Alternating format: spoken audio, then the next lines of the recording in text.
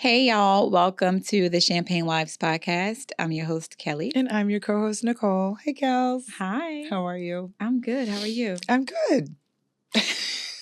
Why are you laughing?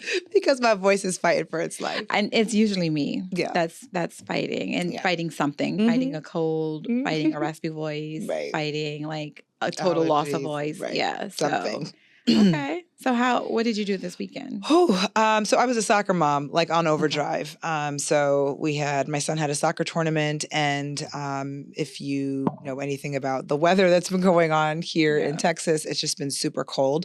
So was outside more than I probably needed to be, but was good and happy to be there to support him. Yeah. And then yesterday was just a really yucky day, but then my daughter had soccer, and so I was out there. But my voice is it's done. My voice is done, and my body just didn't like being out in the cold that long. Yeah, I mean, no one's body does. I mean, I do not envy you being a soccer mom. I know like how difficult it is to be out there. Your kids are really good. So they have like a lot of games all the time. All the time. And so, yeah, not quite there yet. I am tipping my toe into like my kids getting into like sports. I know my daughter did cheer, but I feel like even with her cheer competition schedule, it still wasn't as like strenuous as the soccer schedule. And it's indoors. Yeah. It's climate controlled. Huge, exactly. Climate controlled. And so, yeah, I take my hat off to you, girl, because I could not. You. I literally, not maybe until like the high school or collegiate level would I be out there. No. I can't do it. It's gotta start a little sooner if they want to play like competitively. I mean, some athletes didn't start or pick up like their sport until like high school. Like there were stories of some athletes that took their time. Far between, I would imagine, though. I don't know. If you're athletic, if you're gifted in athleticism, then you have it. Maybe. Either you have it or you don't. That's how I feel. But anyway, I digress. How was your weekend? Let's see. For me, I was not on the soccer field. I was actually on Saturday, just did like family stuff. So like one day out of the weekend, we like to take the kids out. Like, I don't know about everybody else, but like on Fridays, Saturdays, I don't cook. Like, it's just like, leave me. I may cook breakfast, but for the most part, like I don't cook. It's like my time to be off. Right.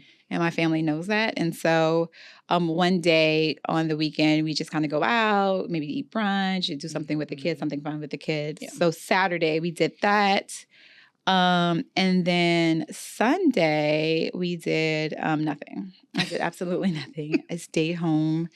I did absolutely nothing. Oh, you know what? I cooked. Okay. That was it. But I didn't leave my house. Yeah. I think I was telling you, like, we were supposed to take the kids somewhere, but they were just acting so so bad. Bad. I was just like, I'm staying home. I know. Well, Saturday we did stuff. Yeah.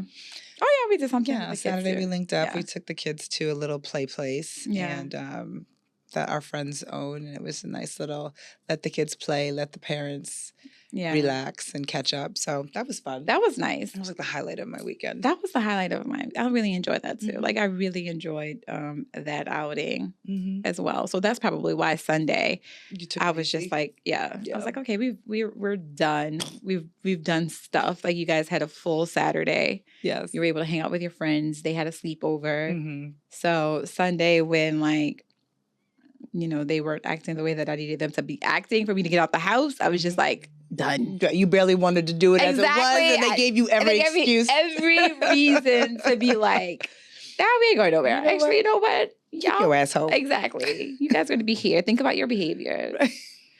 And we'll try again next weekend. All right. So. Okay. So low-key weekends, generally speaking, nothing full of activity. Next weekend promises to be super fun and exciting. I'm sure we'll talk about that next week. But so last, I guess not the last episode or the episode before that, but the first episode of the season, we had to keep track. We had talked about new year, new season, same us. And we talked a little bit about what we learned from 2023 and some of the things that we were excited about for 2024. And as you know, when the new year hits, there's just a flood of content that gets pushed to you. The algorithm does its thing, but related to how you want to position yourself for the year ahead. Mm-hmm. And we found a post that just like screamed at us, titled "The Energy for 2024." Mm-hmm.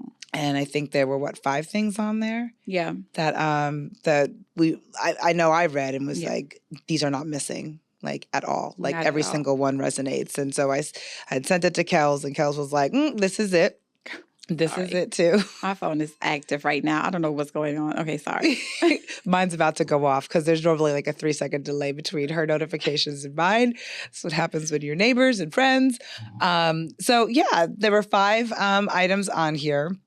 And maybe we go through the 5. Yeah. And we kind of speak to how it resonates with us. And hopefully these connect and resonate with you. Yeah. And pardon me, I'm wearing a hoodie and I just don't know what my hair is doing over here, if it's looking janky. So I mean, it looks like it's cute for like the day that it is. Like it's a rainy, dreary day here in Houston. And so like when I saw you, I was just like, oh, maybe I should have toned it down a little bit. But I was like, oh, okay, it's fine. You look great. Thank you. And your hair's fine. So thank you. We move on. Move. Yeah.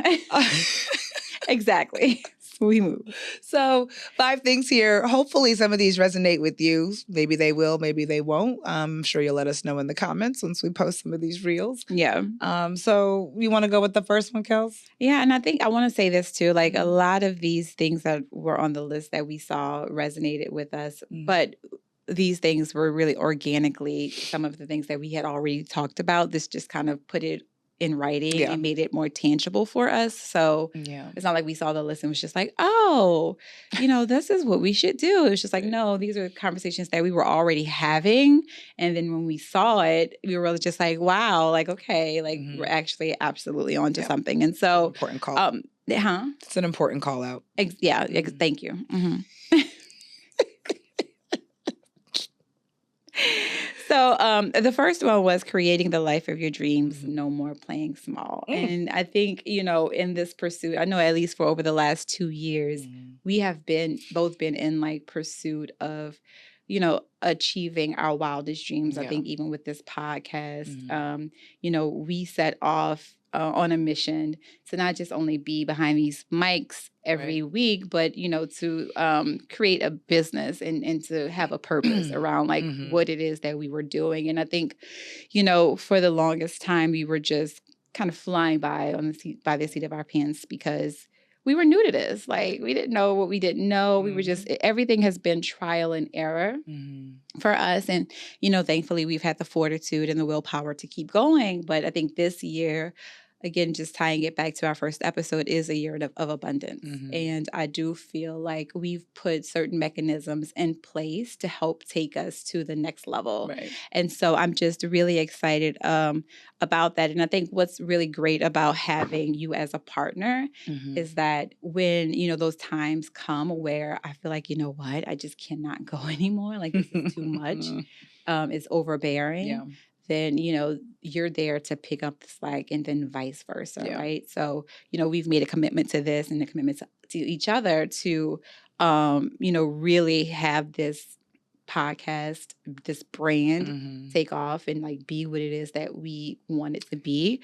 And so, and we're doing that. So we're going to create the life that we want. And again, not playing it safe or small. I think we both made huge sacrifices to be in the position that we're in.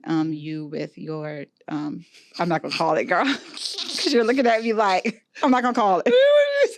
I'm not going to call it. You're like, oh, whoa. Abort mission. No, but, abort mission. I mean, we can talk about it safely. I think it's possible. Safely. Yeah. I mean, like when that's your business. I'm gonna let you tell your own business. But I'm just saying, like,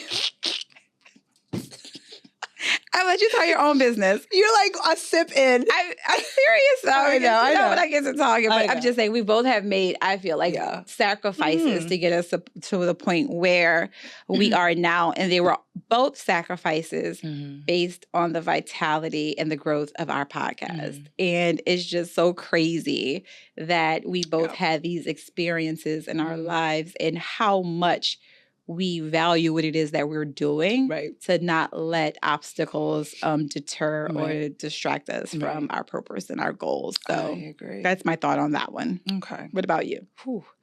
Well, yeah. Well, you threw me a little pitch right over the plate, though. Right over the plate. Yeah, I mean, I couldn't have said it better as it relates to the podcast. I think that when you feel like you're moving and walking, I'm sorry. When you feel like you're moving and walking in your purpose, you don't want to get off track or off course. And when you see things, people, circumstances, whatever the case may be, that might threaten that, you become okay to walk away or to release or let go of those things, because you feel so secure and confident about what it is that you're doing. And that's what this podcast has meant for me. And yeah, I mean, we're on this thing till the brakes fall off. The other thing that I was going to add, and this probably ties a little bit more to where you were going, is, the pursuit of your dreams, your wildest dreams, not playing small. I think for me, and we've talked about how 2019, I was on 3 wheels. 2020, I was on all 4 wheels because we were in the pandemic. 2022, started getting back on. 2021 was on maybe 2 wheels, and then 2022, I was on a wheel. The unicycle, as my good sis referred to it as. A lot of that angst that I felt that I was experiencing was related to the fact that I did feel limited. I did feel like I was playing small. Personally, and didn't know how to channel that energy. And then once I realized and came to a decision that at the end of the day, like, I can't play small. I have 2 children who are looking up to me. I have personal goals and aspirations that I want to achieve. Playing small didn't feel like an option for me. You really took that personally. I did. You did. You really took it personally. It was a mission. It was. It was. It burned you to not be able to explore that. From what I saw. It did. It did. Like, damn near drove me insane. And faked it behind the cameras. But yeah, no, was behind the, I guess faked it behind the mic, but behind the cameras was suffering in silence, but thankfully I had you as a confidant, and someone that I could kind of work through some of that stuff with. So yeah, playing small, just when I think about how I was raised, how how much sacrifice was made on my mom's part to make sure that I was able to go to a decent school. She never remarried even to this day, right? Like, a lot of stuff that you'd think that single moms would still make sure happens for their own lives. She didn't do. She really pressed pause and damn near pressed stop right on that. And I just, it didn't feel like I was doing her justice by playing small. So yeah, that resonated with me, and started in 2022 and, wrapped up in 2023, and 2024 feels like this is the year of thinking, acting big, being big. So yeah, I'd agree. So for me, it was about me, myself, and I. Okay. And so just being a little bit more selfish about my my interests and, my desires, and being honest about that and stepping outside of my comfort zone in my box. And so that's what this journey has been for me. And it's crazy because I was having a conversation with someone today, and, they don't have any kids, but they were talking about like wanting kids. And I'm just like, she was like, but yeah, if I have kids, then, basically like my life is over, because like I would have to dedicate like all of my time and attention to them. And I'm like, but no, you don't. Right. You don't, at the end of the day. And I think for me, the energy for 2024, which I've had to grow into, like leading up to it and throughout this whole journey with the podcast, is just, being selfish about my own dreams and the things that I want to accomplish and who it is that I want to be. Right. Like, again, not just a wife or a mom or a daughter or a sister, or friend, or whatever the case may be. Like, I am a woman and I have different interests and I have things that I want to accomplish. There are different identities that I want to show up as, and that's okay. So it's just been a journey for me of that self-discovery and putting myself first and being selfish with my own happiness. So that's what that has meant for me. Yeah. So on the Shade Room today, there was a post. I don't know if you saw it, but there was a post about a young lady who said she didn't want to have kids. And she was being interviewed by a male with a mic. And she was like, I don't want to have kids. He's like, but that's what you were put on this earth to do. Like, that's what you were supposed to do. And she's like, that's fine, but I don't want to have kids. Yeah. And she stood 10 toes down on that. And I put a comment up there on behalf of the podcast that basically said, it's fine if she doesn't want to have kids. And if she doesn't want to have kids, that's okay. People who want the title should have the title. Yeah. However, please know that as a mother, just because you get the title doesn't mean that your life has to end. Yeah, no. It doesn't. And there was so much vitriol in the comments about that's you being selfish. And then there was the balanced part of the conversation where people were like, if she doesn't want it, she doesn't have to have it. And that's okay. That's okay, yeah.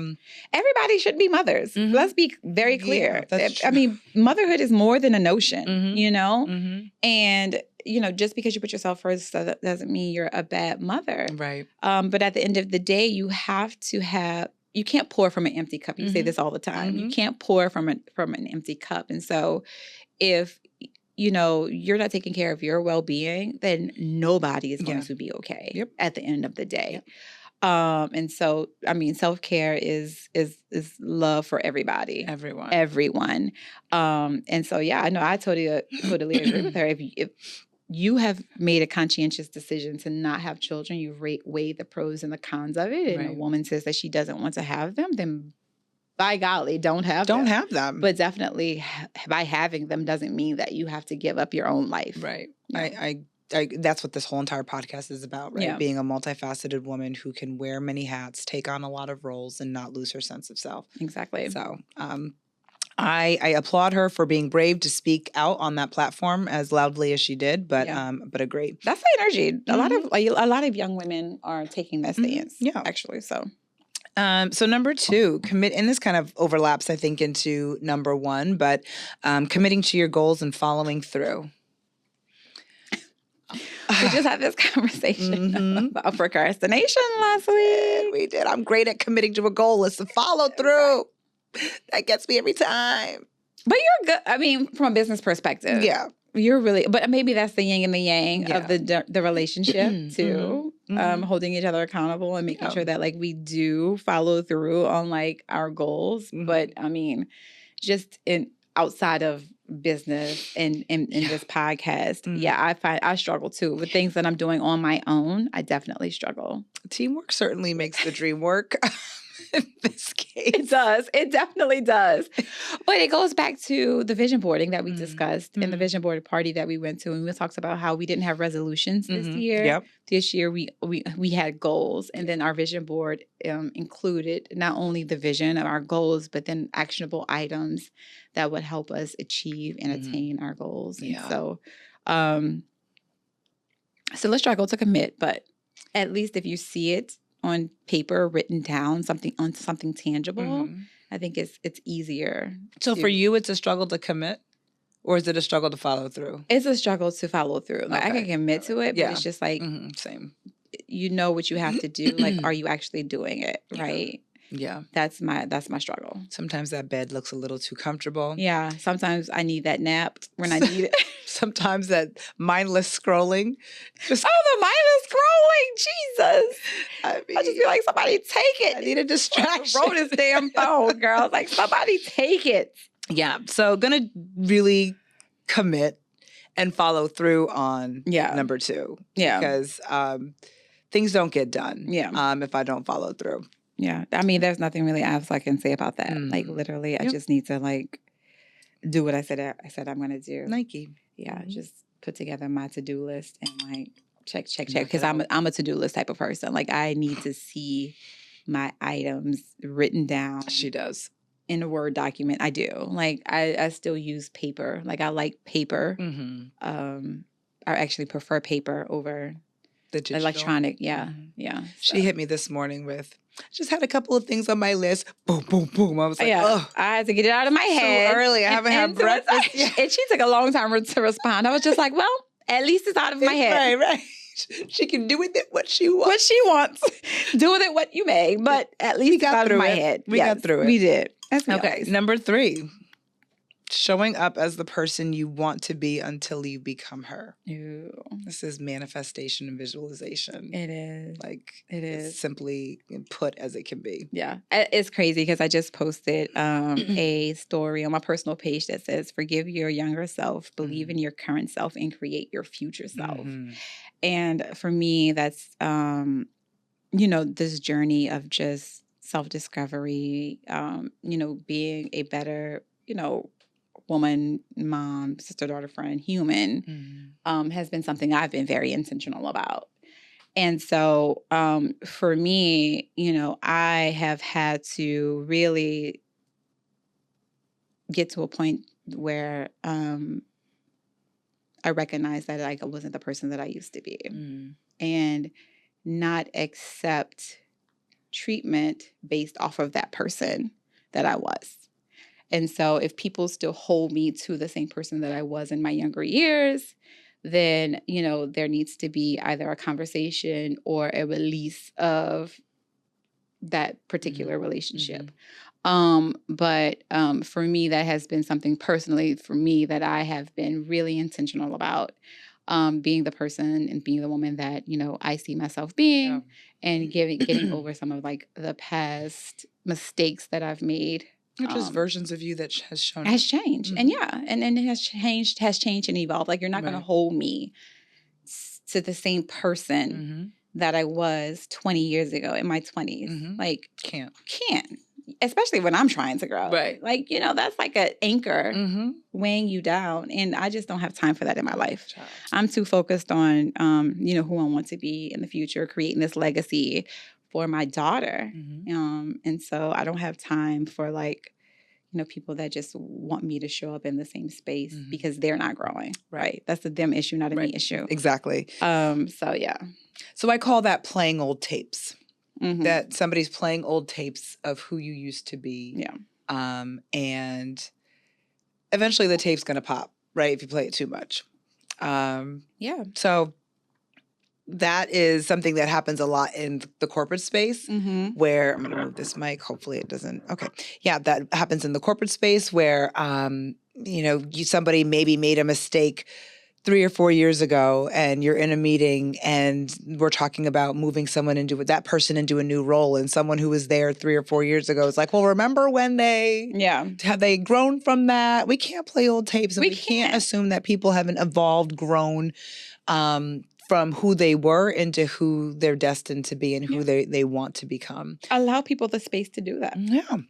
You have to. And to your point, if you don't feel like that is happening in your life, it's important to take stock and inventory in who the people that are holding you or be holding you to an older version of yourself are, and whether they need to still be in your life or if that crucial conversation needs to happen. Yeah. To say, hey, look, like what I did in my 20s, what I did in my 30s, hell, what I did in my pregnancy, because I was crazy in my pregnancy. Hormones were all over the place. Yeah. Like, that's not who I am. And you got to give me grace the same way that I feel like I'm giving you grace. So exactly. So if you're, and if you're not able to have those conversations or cut those people off, then at least, a priority should be surrounding yourself with people who uplift you.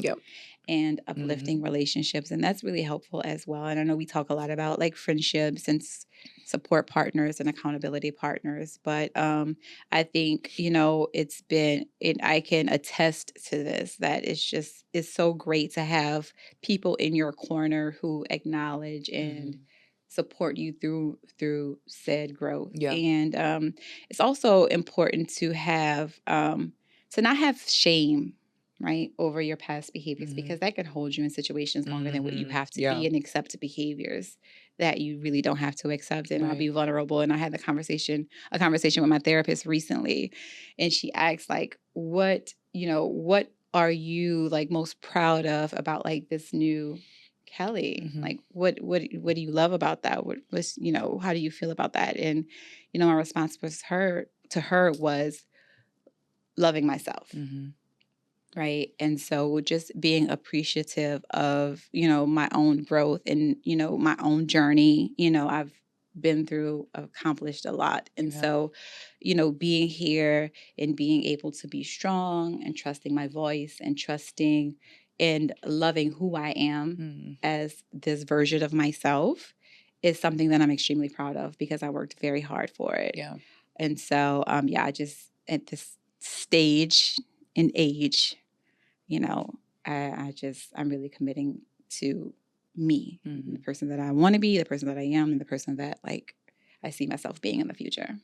And will say this again, so happy for you, so proud of you, because there is a noticeable change and a lightness when you are stepping in and walking in a version that feels as close to you as possible. I sense that. I see that. I love it, and I love it for you, and I applaud you for your bravery, because I know it hasn't been easy for you. Yeah, So thank you. I appreciate that, friend. Of course.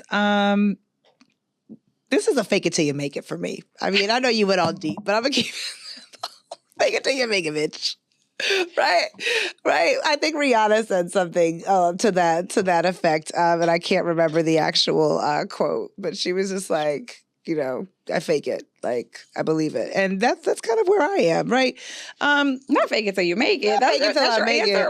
I mean, but I'm gonna make it look pretty. I'm gonna make it look nice and elegant. But you're doing well. I mean, it's the duck, the proverbial duck that is just calm, or even the swan. Let's use the swan. Yeah, let's be swans. That like calm on the surface and very elegant, fighting for her life underneath the surface of the water.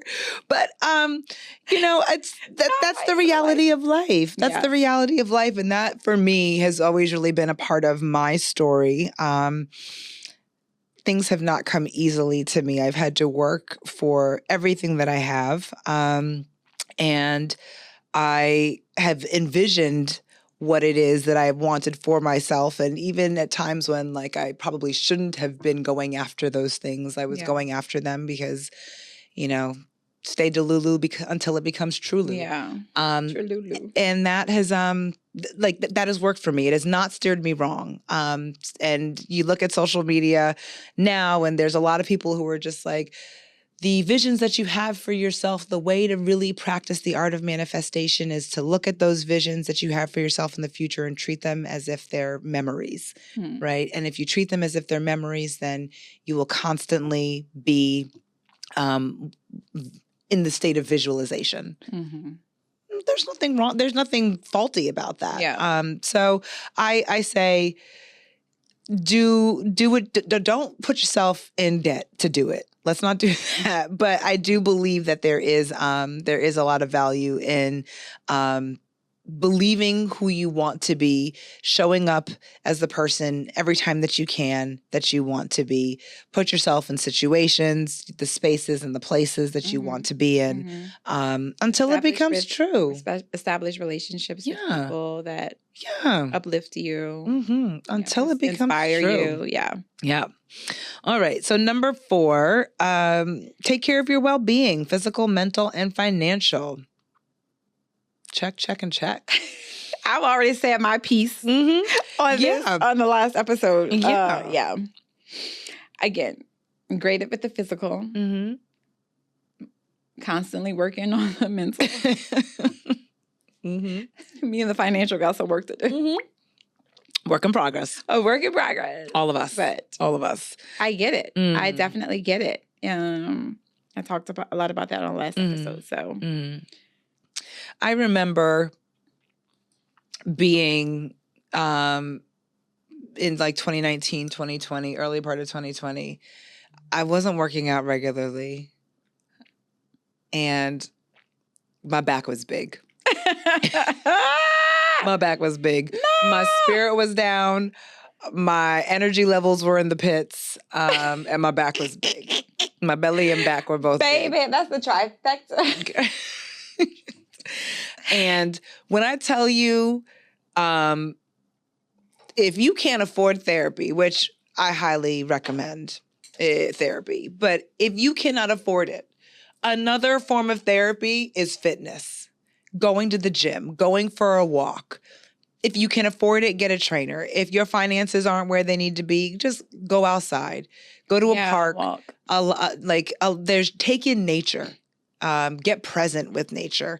But go for a jog if you're able.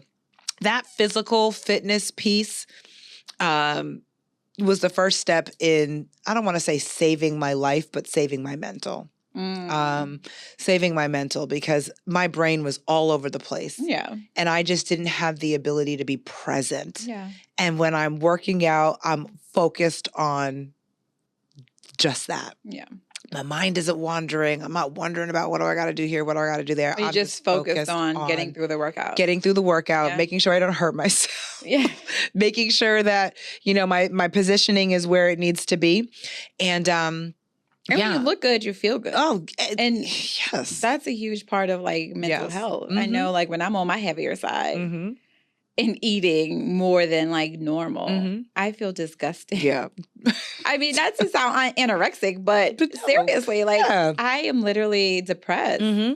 And a body in motion wants to stay in motion. Yeah. And when it's not in motion, it makes your body starts talking to your brain and it starts telling you like, negative things. Negative self-talk starts to creep in. Yeah. And yesterday I was feeling like shit after I got off the soccer field and I was trying to take a nap and I couldn't take a nap.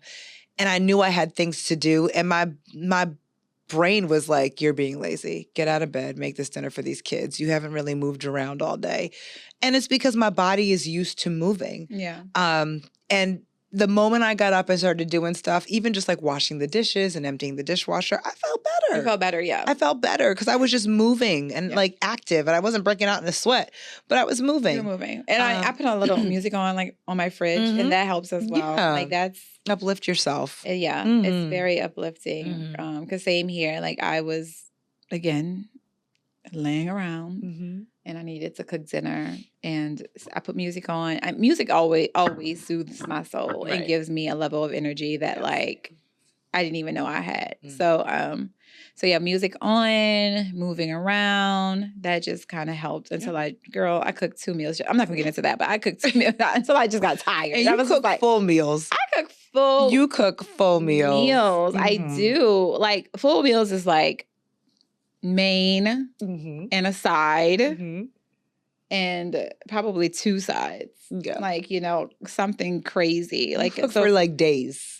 I cook for days. Yeah, I like leftovers because I just, it's I don't like to cook more than like 2 or 3 times a week. So I try to like ration out like the number of times that I have to cook during a week. And I'm also from Louisiana. So, the New Orleans area. And that's how I was raised. Like if I make red beans, I'm making red beans. I'm making a meat. Like I'm making either some chicken, some fried chicken, some baked chicken, some barbecue chicken, some pork chops, whatever the case may be. And I'm making cornbread. Anything else on the menu, chef? A salad if I have it. A Caesar salad? No, just some mixed greens. Just okay. some mixed greens, some little cheese and croutons and ranch dressing. Like, so that's my cooking. So it's a lot. It's hard. It's like heavy duty cooking. It is heavy duty cooking. It's complex cooking. It is complex cooking. It's not like a saute this and steam that and here you go. Dinner is served. Yes. It's a lot. It's a lot. Yeah, these are like family recipes. Yeah. So the mental for me is connected to the physical. Yeah. The financial a work in progress. You're not alone. I know. told I you don't last feel alone week. in this. You are not alone. A lot of us are in that situation where either we have these lofty financial goals Yeah. that we want to accomplish and are making commitments and hopefully following through to accomplish throughout the year. Or we have financial situations that we're looking to get out of. Yeah. But either way, I mean, I'm sure it's a priority on a lot of people's right, lists. Like, right. I don't feel alone at all. No, you're not. Okay, and then the last one is saying no to things that no longer serve you. Oh. And I just think that that's self-explanatory because we have been talking about this for a very long time. Yeah. And, you know, whether it be you saying no, or again, like the story I told in our first episode, whether it just be things happening that you think are happening to you, but are actually happening for you, you know, just be in a space of, you know, divine timing, right? So if things are not working out for your favor and you recognize that and decide to say, you know what, absolutely not, I'm removing myself, then great. Or if the universe just removes whatever the toxic thing is for you that you don't realize is not only toxic but blocking your blessings. Yeah. You know, learn to accept that as well and look forward to what's to come after that. Yeah. Yes. So I was talking to my man about that's that new relationships, girl. That's that new relationship energy, my man. I'm like, girl, I am married and I have never once said my man. It's definitely it's that newness, that new. The honeymoon. The new is what gets me, girl. I'm like, wait, hold up. You're like, wait a minute. I want the butterfly.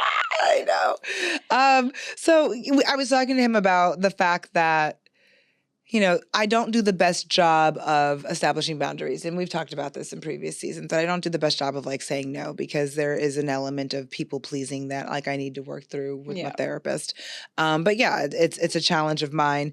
And sometimes I just like, I have to say no just for self-preservation. Yeah. Like there have been times where logistically I have had my kids get off the bus. They get off the bus at certain times within 30 minutes of each other.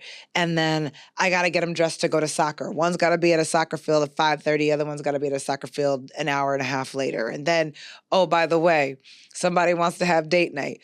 Oh, okay, I want to do date night. And by the time I come back from the logistical nightmare that is like the kid routine, like when soccer season is in session, I'm spent. Yeah. I'm spent. And like the conversation that I had with him was like, maybe I just need to say no to date night. Oh. You know? Say, hey, I need 45 minutes. Or have a set date night. Right. Like, plan it out. Now this serves me. So I want to be really, really clear that like, this isn't something that doesn't serve. It is something that serves me. So that part doesn't apply of this particular one, but it's saying no. It's the power of saying no when you are just unable to, even though you want to, because like you don't want to disappoint a person. Sometimes you do just have to say no for self-preservation and survivability, or say maybe a little later or maybe another time. Yeah. And I have not been the best at that. And we talked about it today because when I keep going, I'm mashed potatoes. Yeah. I'm mashed potatoes. I'm no good. And then, And then also there's a perception that like that comes with like, I don't know, what you put out there, right? Like, you know, Nicole says she's going to do something, but she's flaky. I need my say-do ratio to be 1 for 1. Exactly. Yeah. So like it's overcommitting and under-delivering. Hate that. So just for even, your own, just like your own self. My own self and like, reputation. Exactly. Okay. So that's the energy for 2024. I mean, I think we're aligned. We're aligned. And I think that like whatever it is that obviously we go through, we experience, we, manifest and I guess start to kind of put into motion or action, we want to share with you all, because it's all a part of the process. And I mean, by no means do we have it all figured out. And we've said this before, we're no experts, but you know, this is trial and error. This is our real lives, and you know, we get an opportunity to share our experiences in hopes that you guys can, you know, identify or just it resonates. It resonates, or you can use them to, you know, help manage whatever it is that you all are going through at the time. So Okay. 2024. 2024. 3 weeks in. Here we are. Cheers to 2024. I'm almost out. That's okay. We're still I'm almost a out. little bit. You still got something. A little bit. Okay, so we said we had a What's Poppin'. From last week. Yeah. I had one that I wanted to talk about because a couple of weeks ago, maybe like a week and a half ago, I was watching a show that is local here to Houston on our Fox channel. And I know we have a listening base in Atlanta. Shout out to the A. And there was a segment where there was a business owner, and the name of the business is escaping me, but it was a business that focused on pole dancing. And the classes that they offered were Mommy and Me pole dancing classes. And the business owner was standing on business and said that these classes are a great opportunity for mothers and daughters to bond, and mothers and sons to bond if they want to. And the other side of the argument was, well, why are you sexualizing young girls? Yeah. And normalizing this, and we're attempting to gaslight us to think that it's okay, that this should be normalized. And she was like, "Well, why are you sexualizing young girls? Like, this is an exercise, strip club, it's fitness meant for." Right? No, it's not. It's not. So in my mind, like the pole was not before. The pole was introduced in the context of a strip club with a sexual connotation. Exactly. This is my position. Don't try to gaslight us. It was not introduced as a form of fitness, like the Smith machine, or like not the Smith machine, but that is clearly not a treadmill. A treadmill, right? It was that is what, like, the treadmill was introduced as a fitness machine. Yeah. The pole was introduced as a sexual, like in the strip club, which has heavy, heavy, heavy sexual connotations. Yeah. And I don't go to a strip club to watch girls get their fitness routine on. No. I don't go to strip clubs. So let me be clear. But you've been. I have we been. We all have. I don't go. Yeah, okay. But I've been. Going and have been. Right. Different things. Okay. Different things.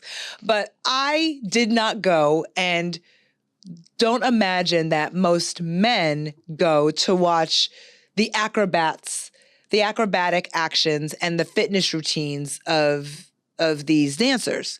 Acrobatic actions are impressive. Yeah. They are. Great. Yeah.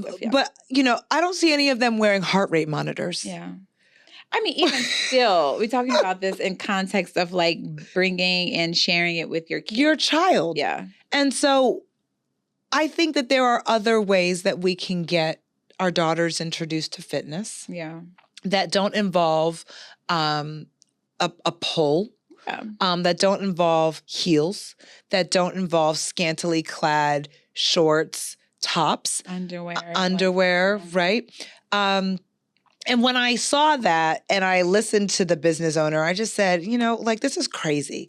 That's like you telling me that, like, I should not view, and I'm trying to remember the analogy that I used, but like to not view racism for what it was, right? Mm-hmm. Like, at the end of the day, racism was a bad thing. Yeah. And like, you can't sit here and say that, like, well, we gave Black people jobs. We gave them an opportunity to work. We took them out of Africa.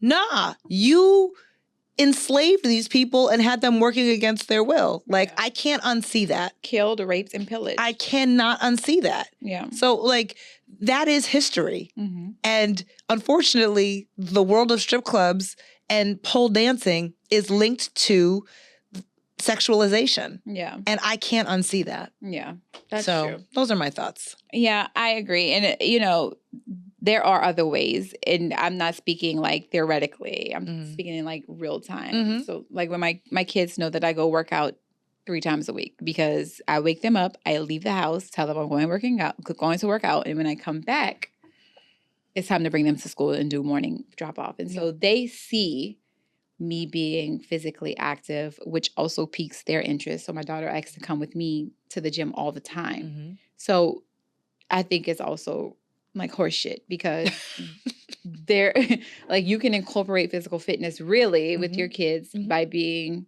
physically active and actually doing the things that have normally been considered as exercise or like, you know, being physical. And so it brings me back to this story I think that you sent me online about how like most 20-year-olds have a higher body count than 50-year-olds. And that's the reason why, because being over-sexual and, you know, showing your body and being liberated to have sex and own and take ownership of your own sexuality has been more prevalent with that generation than it has been with older generations. And we talk about that all the time and just how we were raised. And, you know, like we didn't wear makeup. Like makeup was not a thing when like I was coming up, you know, like obviously definitely like strip clubs. I didn't even know what the hell that was, child. But like in the 90s, you know, our clothes were baggy. We wore, my daughter asked me today, like, what did you wear? Because she had on an oversized sweatshirt and some, you know, the baggy jeans that the kids are wearing. And I'm like, oh yeah, we used to dress like that when mommy was a child. She's like, what did you used to wear? And I was just like, yeah, jeans and like oversized sweatshirt or oversized shirt, flannel shirt or whatever the case may be. But this is so different now for our kids. And I feel like the generation that came up under us. And it's really just, I think it's unfortunate too, because I cannot and I will not ever normalize that. I don't care. Call me old school, call me conservative. Like I will never normalize that for my daughter. And I try to teach her, you know, the values that I grew up with while still also kind of, I guess, tapping into like where we are as a society now. Like now she sees me doing like my makeup and things like that. And her interest is piqued. She likes skincare. So I bought her like kid friendly face wash and like facial care routine. So she sees those things, but it's also, I also pride myself on instilling in her like the old school values and ways in which I grew up on because I be damned. Right. Bitch, you would. Baby.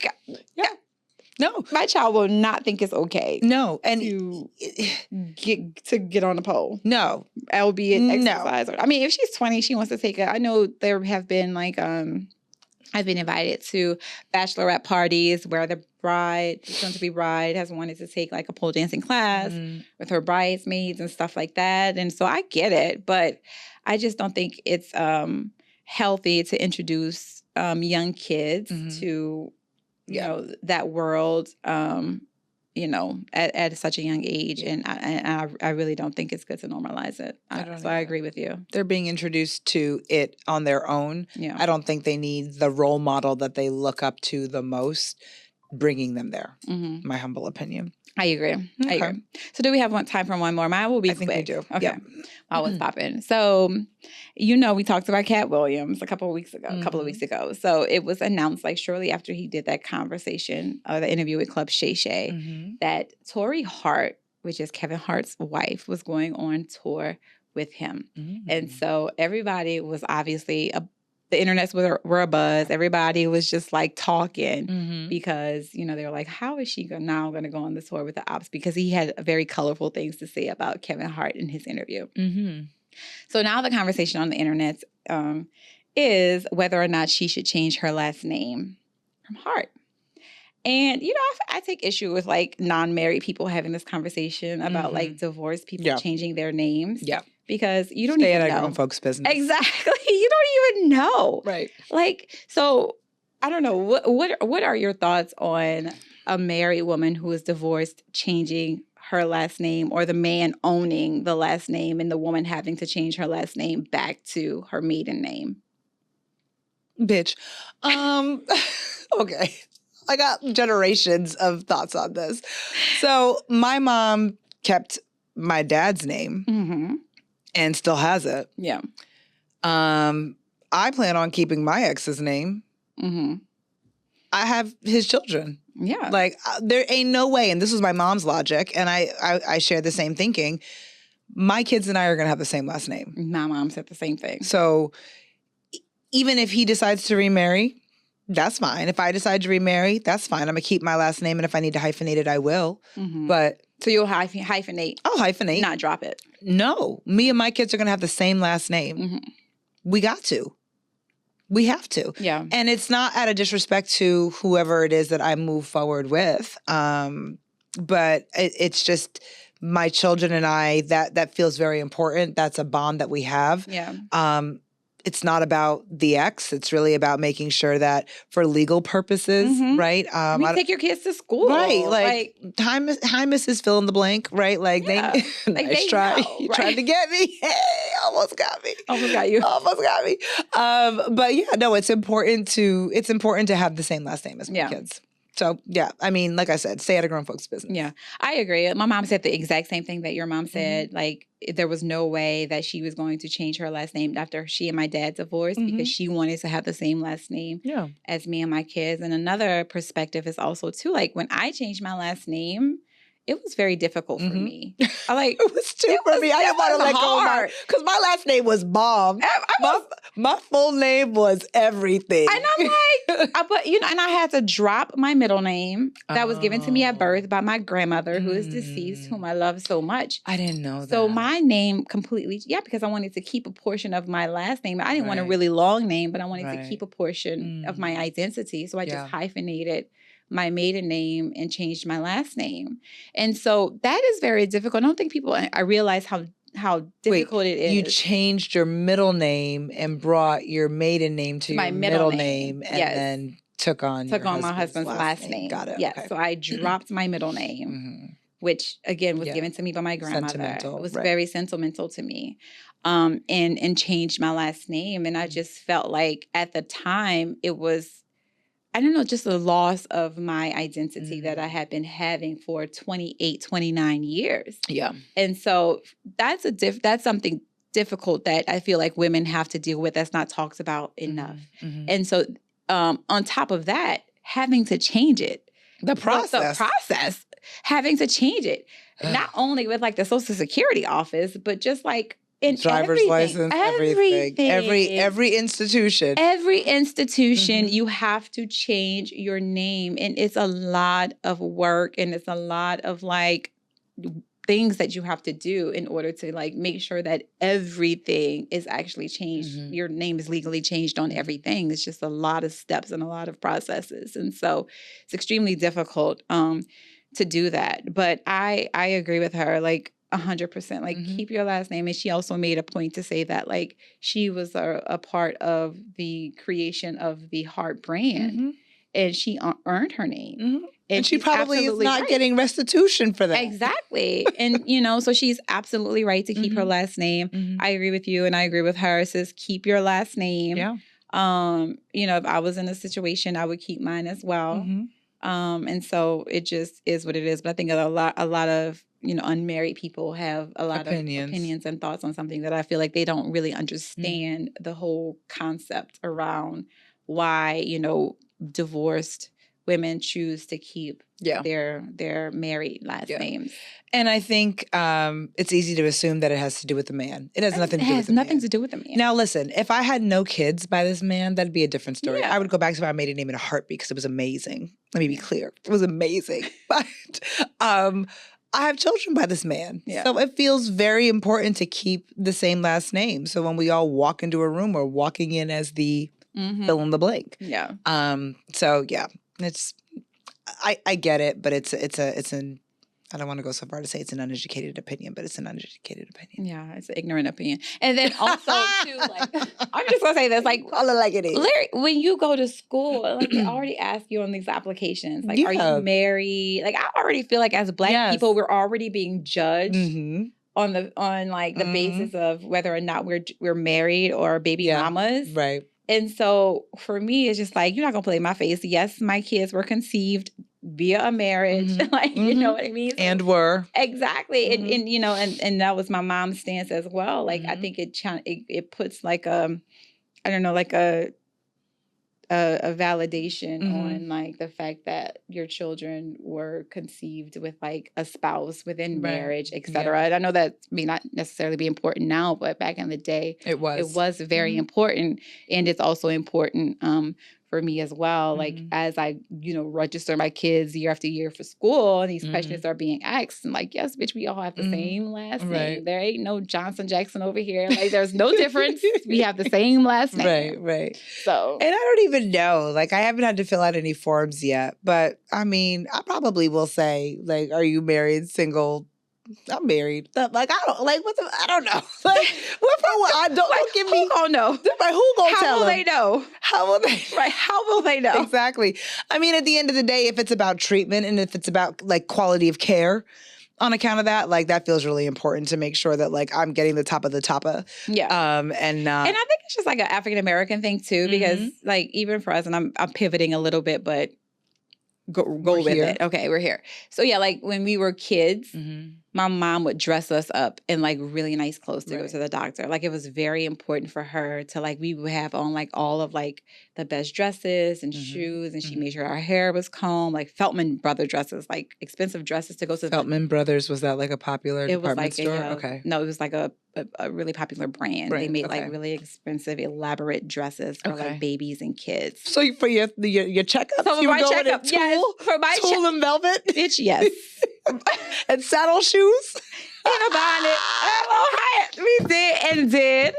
I love it. And so like that was the thought process. You know, my mom grew up in the 60s. She was born in 1960. And so like she thought that would get us better treatment from white physicians if we came clean, dressed nice, and people knew that, you know, we came from a good home. Right. Exactly. So that's a part of just like, you know, overall just, you know, Black culture. So yeah, definitely. She was just like, nah, I'm got to voice my name. My last name is staying the same. And so I agree with again, Tori Hart, girl, keep your last name. Keep your last name. You earned it. You deserve it. And you got them 2 kids. Exactly. You raised them 2 babies. Right. You raised them 2 babies. Let's own our stuff. So we are so excited to announce that we are going to be at R&B in the Park, which is happening Saturday, March 30th here in Houston. So if you're in Houston, you need to be at this. This is going to be the thing of things. And if you're not in Houston, you need to book your tickets now. And you need to fly on Southwest, maybe not Southwest, since they're flying Boeing 737. So we don't trust them yet. But you need to bring your behind down to Houston, March 30th, R&B in the Park. It's going to be an amazing time. We're going to be there. We're going to be hosting the first toast, free champagne for folks for that first toast. And we're going to be raffling off amazing prizes, some of our favorite things, champagnes, experiences. We want you. We need you there. Yes, we do. Where's it going to be, babes? It's going to be at Waterworks Park here in Houston. Sorry. The address is 105 Sabine Street. So again, join us March 30th, R&B in the Park. First Toast by Champagne Wives Podcast. We hope to see you there. Forgot to mention, there's going to be VIP activations too. Oh, yeah. We're going to be in VIP. Where else would we be? And we're going to be sipping champagne. Come cheers, get a glass, come hang. It's going to be a great day, full of music, live surprises. We need you there. We want you there. We want to interact. We want to see y'all. So please come. We'll see you. We'll cheers. We'll toast. March 30th. Mark your calendars. Sabine Park. Bye, y'all. Bye.